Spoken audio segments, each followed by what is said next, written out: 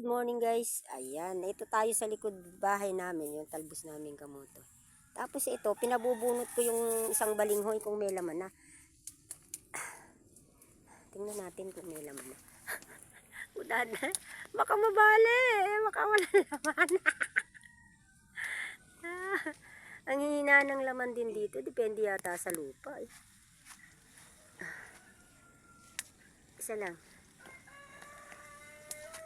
Ayun, may laman naman kahit papano. Kaya lang, hindi siya ganun kadami. Mahina talaga ang lupa dito. Hindi maganda. Iisa. Tatlong piraso. Tapos ang liit pa. Nakakaya na lang tanim dito. Depende ho yan sa lupa. Yeah. Sige nga. Tingnan natin kung may laman. Pero kung magtatanim ho kayo at maganda ang lupa, sigurado. Malaman. May tanim yung tangkay. Tiyaga lang, para may makain. Di maganda. Minsan kasi may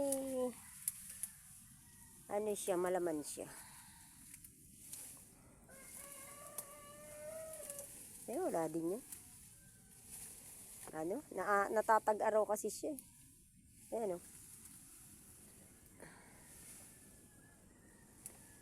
Walang laman yan. Mabuti pa to. Mas mabuti pa yan, may laman. Ayan o, may laman na dalawa. Padala-dalawa ang laman, pa isa-isa ang laman. Ito guys, o. Ayan. Pero, at least kahit papano meron, o, diba? Hindi guys, sa bundok na isang katutak talaga. Pinapabunot ko na guys, at para maitanim naman yung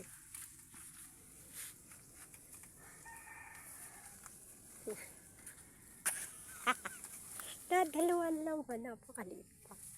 Ito, alika, ito. Itong maraming sanga. Ito. Ito, yan o. Hindi nakikita yan.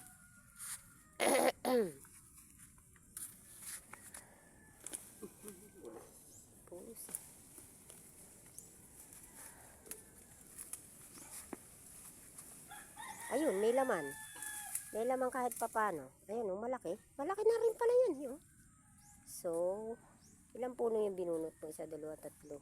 4 na puno guys ang pinabunot ko. Ayan. Ito ay kakainin namin. Bye bye. Pang sarili lang po.